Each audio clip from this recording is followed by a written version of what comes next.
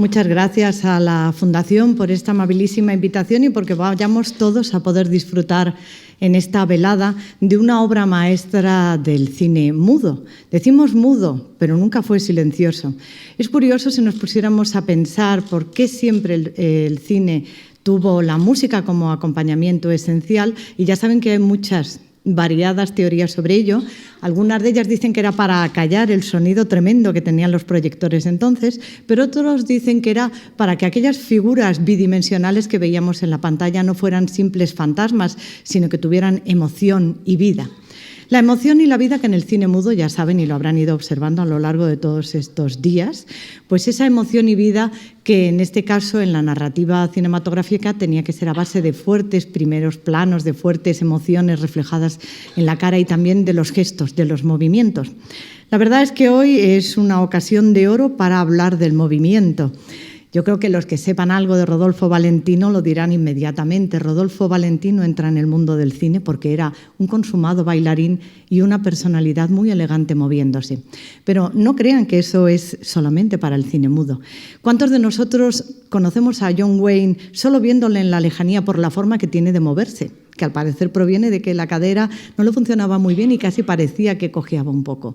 Decimos desde lejos, es John Wayne, pero no por otra cosa, sino por su perfil en la lejanía y su manera de moverse. La manera de moverse en el cine es fundamental. Hay algo de danza y de coreografía en muchas de las películas que observamos. Pensemos en Jacques Tati, gran maestro de las coreografías generales, de las coreografías de la vida diaria, que él sacaba por la observación, sin duda alguna, de los patrones nuestros de movimiento. Todo esto lo vamos a poder ver y muy bien en esta película, que es además muy extensa. Por eso me estoy dando cuenta de que para no enrollarme mucho voy a sacar algo que me diga la hora que es. Bueno, si no, espero que me hagan un aviso en cuanto sea I-28. No vaya a ser que nos quedemos aquí hasta la noche. Muchas gracias. No sabe usted lo amable que es, porque es que es tanto lo que tendríamos que decir hoy que se nos va a quedar corto. Hoy tenemos tres grandes pilares en esta película. Por una parte, desde luego, el director, Rex Ingram. Hoy es una personalidad para nosotros un poco desconocida. En su época, durante un cierto tiempo, fue seguro en la taquilla, que esto es muy importante en el cine. Sus películas eran éxito seguro, pero apenas eso fue durante poco más de 10 años. Porque el cine a veces es muy ingrato y muy rápido, quema muy rápidas sus figuras o, bueno, evoluciona y el lenguaje de ellas quizás no evolucione, no dejen de interesarse por el cine.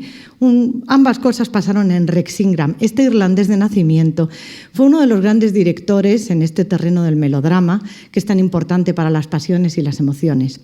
Rex Ingram tenía formación en Bellas Artes, en escultura. Si se fijan hoy en la película, verán cuantísimas de las escenas están cuidadosamente estudiadas hasta el más mínimo detalle. Parecieran cuadros en algunos momentos y en otros realmente esculturas. Y fíjense el cuidado con el que ha hecho precisamente pues, el estudio del protagonista, de Julio, y el cuidado con el que va a hacer todas las atmósferas. Rex Ingram fue, ante todo, un gran creador de atmósferas. Decía en Finnegan's Wake, pues directamente James Joyce, que era un verdadero maestro del artificio.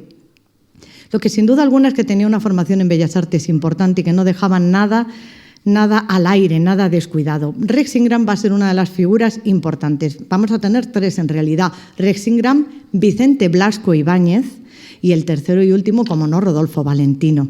Esas tres figuras no es que sean las únicas, ni mucho menos, porque en la película pues, fue muy importante la guionista June Mathis, que fue precisamente quien descubrió un poco a Valentino, en la que sugirió que tenía que ser Rodolfo Valentino protagonista en este film. Y también, naturalmente, el director de fotografía habitual de Rex Ingram, que es una fotografía cuidadísima. En todos ellos vamos a ver maestros, pero lo que pasa es que estas tres grandes figuras parece que jalonan o hacen un triángulo real a la hora de hablar del desarrollo emotivo de esta película, que es cierto que permite a Rex Ingram lucirse porque va desde Argentina hasta París, va desde la Pampa Argentina o desde un tugurio cualquiera en Buenos Aires hasta el estudio de Julio o hasta las escenas parisinas del momento anterior a la guerra, justo cuando va a estallar la guerra. En fin, tiene escenas variadísimas y atmósferas muy variadas. Esas atmósferas las cuida hasta el último detalle Rex Ingram. Lo podremos comprobar porque nos pone curiosamente siempre personajes característicos.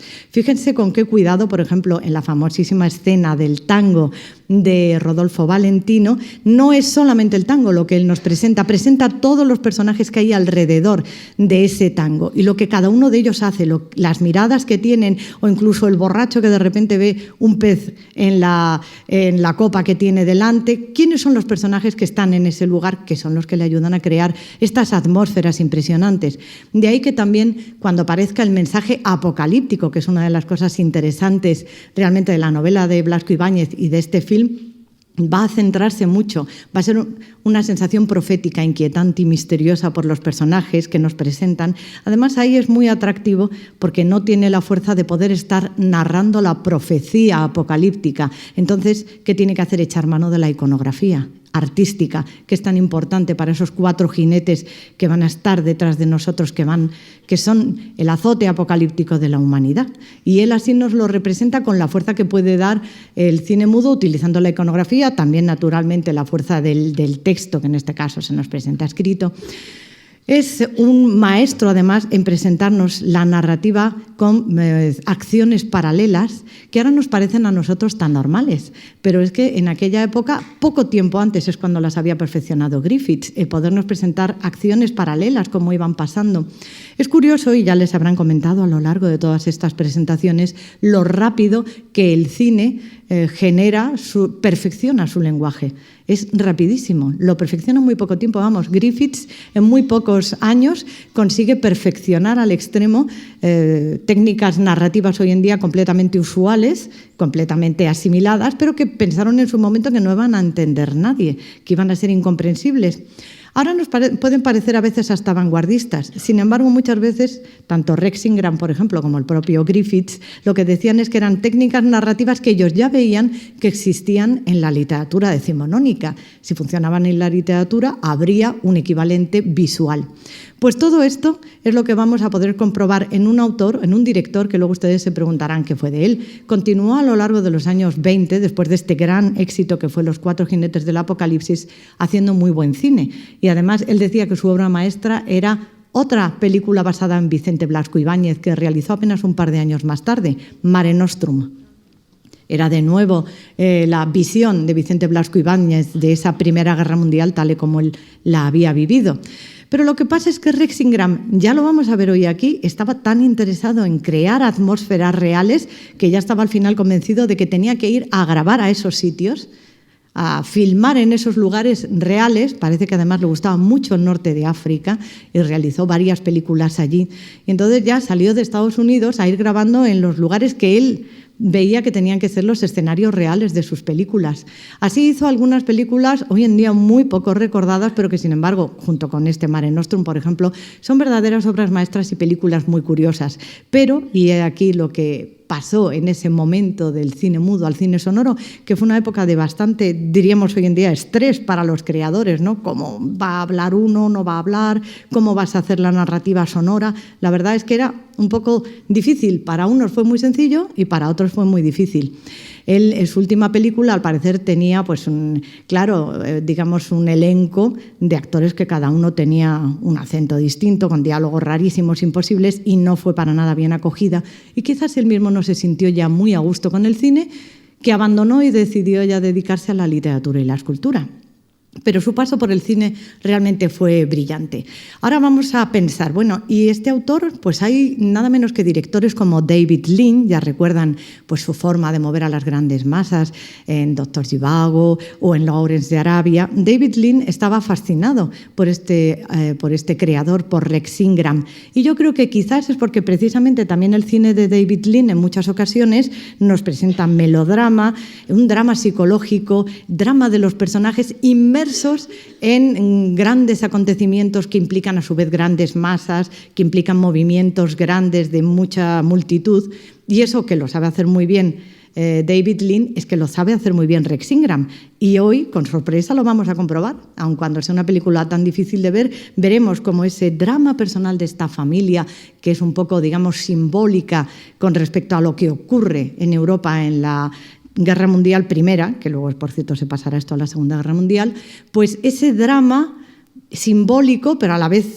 personal, que tiene el propio protagonista, está inmerso en una cantidad enorme de dramas de la multitud, en una tensión social enorme que va a hacer que unas veces tengamos situaciones con primeros planos y donde vemos la angustia de los personajes o las emociones de los personajes combinadas con movimientos de grandes multitudes que son muy difíciles de hacer y que en este caso él cumple a la perfección con esas grandes coreografías. Es decir, otra vez, momentos de conflicto social muy amplio, con grandes multitudes en nuestro entorno y a la vez un drama personal, lo cual nos implica que tenemos que saber mover ese drama personal dentro de ese conflicto social tan amplio. Ya verán cuántas escenas hay de grandes multitudes en esta película. Grandes multitudes porque hay un momento en el que se va a desencadenar la guerra, porque también hay pues, atmósferas, como decíamos antes, tan distintas, desde un cabaret, o bueno, no es un cabaret, es un tugurio, digamos, en Buenos Aires, hasta las escenas en la calle en París. Todas esas atmósferas, todos esos personajes, él los mueve con maestría. Y luego, pues no podemos olvidar, y ya entramos en esa segunda parte, que esto es el lanzamiento de Rodolfo Valentino. Entonces aquí entramos en la segunda parte del nombre precisamente de este ciclo. Es melodrama, pero es el Star System.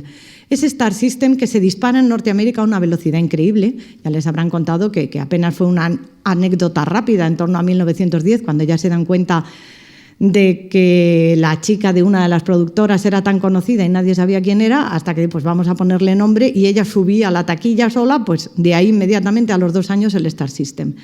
El Star System que dura hasta hoy, es curioso. Hombre, ha perdido algo, ¿no? No tiene aquel glamour que podía tener en otros tiempos. Pero hoy en día, que yo estoy inmersa en el mundo de los medios de comunicación, veo a mi alrededor cómo todo el mundo, digamos que se rodea o rodeamos de un aura especial a las personas porque están haciendo papeles en el cine. Claro, entonces, en aquella época y en esos primerísimos años que despegó el Star System, fue mucho más cuidado por los productores. Casi que se inventaban en su entorno muchísimas leyendas para que fueran realmente personajes míticos. Lo cual también me ha llevado a pensar con el tiempo y conociendo como conozco hoy por dentro el entramado, que vete a saber si será verdad la mitad de las cosas que dicen. O sea, sobre Rodolfo Valentino, que hemos oído de todo, desde que si tenía tendencias homosexuales, a que en el fondo no era un gran amante, o si lo era, y luego probablemente era una persona de lo más normal. Pero el pobre hombre tuvo que soportar todo ese Star System encima, que si su matrimonio con Natasha Rambova fue muy complicado, ella manipuló negativamente su carrera. Hoy si vemos las fotos, solo vemos las fotos de 2 personas muy hermosas, porque Natasha Rambova también lo era, de una mujer muy interesante como era Natasha Rambova como decoradora y escenógrafa, que tenía unas ideas pues, realmente interesantes con respecto a la incorporación de determinadas cuestiones del Art Deco y del arte moderno en cuanto a escenografía a las películas. Y bueno, pues lo que sucediera o no, si ella influyó negativamente, si realmente su carrera hubiera sido otra, si hubiera tenido otro matrimonio, eso queda en la dificultad siempre de saberlo, porque nosotros no estábamos allí. Siempre es todo lo que nos cuentan, la mitología que hay alrededor de los mitos.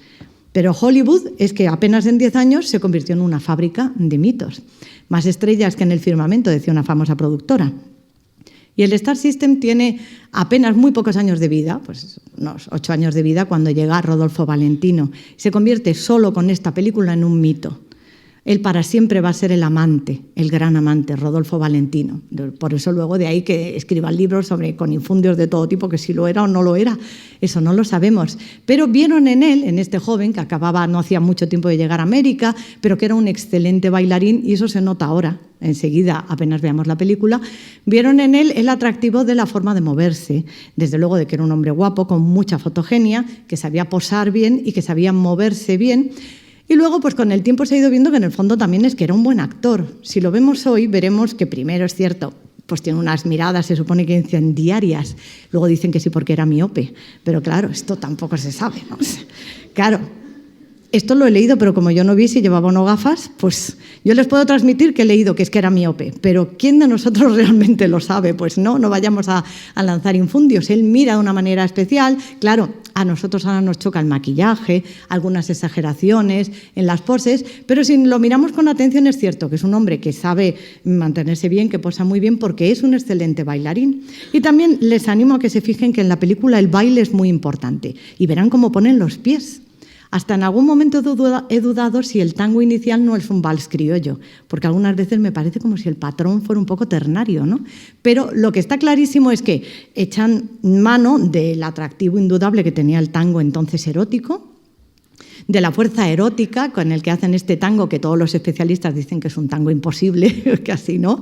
A mí me parece que lo bailan muy en plié, pero bueno, hoy en día no se baila tan en plié, sino más estirado, pero él tiene buena postura, lo verán, y tiene, bueno, un gran atractivo, y es esa la presentación del personaje. Claro, con esa presentación, a los 10 días ya era un mito erótico, pero es que luego pasan muchas más cosas en la película.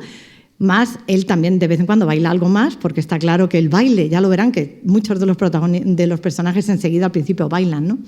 El baile tiene, sin duda alguna, una connotación importante en este film, de ahí que les hablara del movimiento, pero luego a él le pasan muchas cosas, el personaje va cambiando y él es capaz, fíjense, realmente de darnos esas emociones, de ir cambiando, de ir madurando, de ir viendo una situación tan difícil como la que va viviendo, que le hace transformarse. Si no hubiera sido un buen actor, no lo hubiera hecho, aun cuando los patrones, claro está, de movimientos de hoy en día para un actor no sean los de entonces. Y, por lo tanto, Rodolfo Valentino llega a ser un mito, primero un mito erótico, pero luego inmediatamente llega a ser un mito porque muere muy joven. Y esto es real. Cuando una persona desaparece en plenitud de facultades, en el momento en que todavía sus seguidores están detrás de ellos, pues no vamos a ver una situación, en cambio, terrorífica como la que nos plantea un famoso film que ustedes recordarán, que fue de Baby Jane, donde, claro, Joan Crawford y Bette Davis estaban tremendas, porque era como la sensación continua de todo lo que les había pasado por la degradación, ¿no? Él no le dio tiempo. Decían algunos, bueno, ya casi una de las últimas películas tiene un poquito de barriguita, ya por mirar a ver si el hombre tenía algún fallo. Pero él, que luego hizo El Caid, y sobre todo El hijo del Caid, que encima se estrena con él muerto, en plena juventud, pues se convirtió en un mito. 100.000 personas fueron a su entierro. Y Pola Negri, vestida de negro, y le llegó 4.000 rosas. O sea, fue, digamos, que una performance total que hizo de él un mito irrepetible, porque fue el primer gran amante, o lo que dicen en el mundo anglosajón, el Latin lover para los anglosajones, que es un mito erótico que en este caso no tenía del todo los pies de barro, porque aunque algunas películas que hizo no fueran muy buenas, más la culpa fue de los directores quizás que de él. En Sangre y Arena fue cuando se consolidó ya como mito, de nuevo con Vicente Blasco Ibáñez. Y de nuevo con un personaje, digamos, español o de raíz española, porque Julio, ya lo verán hoy en día, hoy en la película, pues bueno, es argentino, pero tiene un origen español. De nuevo decimos Vicente Blasco Ibáñez. Y ahí está, y ya vamos a acabar con esto, la tercera parte importante de esta película. En cuanto vean el inicio, va a poner sobre una obra maestra de la literatura. En 1920, Los cuatro jinetes del Apocalipsis tenía 4 años. Exclusivamente 4 años desde que la había escrito el autor, y ya era una obra maestra de la literatura, porque Vicente Blasco Ibáñez prefigura en cierta manera, y con muchísima más calidad que lo que vemos hoy en día, lo que es el concepto de bestseller. Un libro que apenas sale, es fascinante, todo el mundo lo lee o lo encuentran impresionante. Vicente Blasco Ibáñez fue muy querido por el cine. Esto nos hace plantearnos quizás, bueno, ¿y por qué? Pues porque muchas de sus historias tienen fuerza, la fuerza internacional o la fuerza del drama personal. La de Sangre y Arena es más bien un drama psicológico, la de Los cuatro jinetes del Apocalipsis o Mare Nostrum es su visión de la Primera Guerra Mundial exportable a la Segunda Guerra Mundial. ¿Por qué recuerdo lo de exportable a la Segunda Guerra Mundial? Porque ya sabrán que esta película tiene un remake muy conocido, que es el que habitualmente hemos visto todos en televisión. En la década de los 60, Minelli hace un remake en donde el personaje de Julio es Glenn Ford, que desde luego no se parece mucho a Valentino, pero bueno, también está visto el personaje de otra manera. Es una forma, a su vez, de acercar a lo que había sido la historia más reciente, en este caso no tan reciente como la de 1920 con respecto a 1918, del conflicto de la Primera Guerra Mundial repetido en la Segunda Guerra Mundial. Y no había que violentar mucho la acción, porque, si se fijan también, está clarísima la postura aliadófila de Vicente Blasco Ibáñez. Eso no hace falta ni que decirlo. El caso es que cuando repite también una cierta postura aliadófila en Mare Nostrum, eso impulsará a que las distribuidoras a partir de finales de la década de los 20 no estén muy interesadas en estas dos películas porque piensan que ponen demasiado mal al mundo alemán. Esto es uno de las, quizá de las posibilidades por las que nos impulsó mucho la distribución final de estos films más allá de estos primeros años. Pero lo que fue sin duda alguna fueron dos películas, bueno, extraordinarias. Van a tener también en este ciclo, hay otra misma película, igual desde Hollywood, basada en un relato de Vicente Blasco Ibáñez, lo que nos hace pensar, desde luego, en lo internacional que fue la figura de este gran escritor. Y quizá porque era un hombre que vivía muy plenamente en su sociedad. Entonces, en esto acertó y fueron a escoger siempre estos grandes historias, estos grandes argumentos, estas grandes novelas para acercarse con ellas a películas que iban a ser de éxito seguro. De ahí que también esto nos haga reflexionar que pronto el cine ve esa facilidad de acercarse al bestseller. En cuanto ve el guionista, ha de tener, en este caso el productor, ha de tener buen olfato. En cuanto una novela nota que es buena, que él conecta con el público y que tiene facilidad para llevarse al cine, a la escena, a la pantalla, va inmediatamente y compra los derechos. Esto va a ser una cuestión ya habitual en la historia del cine, pero en este caso se ve muy claramente. Luego, solamente para despedir, puesto que ya veo que son casi media, y es verdad que es una película larga, es una producción importante en su época, y además respetar ese montaje más o menos para que sea larga, que siempre ha sido una dificultad para los productores y los distribuidores que le tienen miedo quizás al exceso de metraje. Pero en este caso una cuestión que sí me llama la atención es que en esta película tiene más importancia realmente dramática el mensaje apocalíptico, porque le dan más importancia a esos 4 jinetes del apocalipsis, que sin embargo está muy tamizada, aparecen muy poco reflejados en la segunda versión, lo que hace que esta sea una versión más soñada, ¿no? Una versión más simbólica y que nos llama un poco más al interior. Entonces, me gustaría hoy, desde luego, reconocer que ha sido una espléndida idea de la Fundación el retrotraernos al origen del cine para darnos cuenta de que el cine en muy poco tiempo consiguió una madurez impresionante. Muchas gracias por acompañarnos hoy.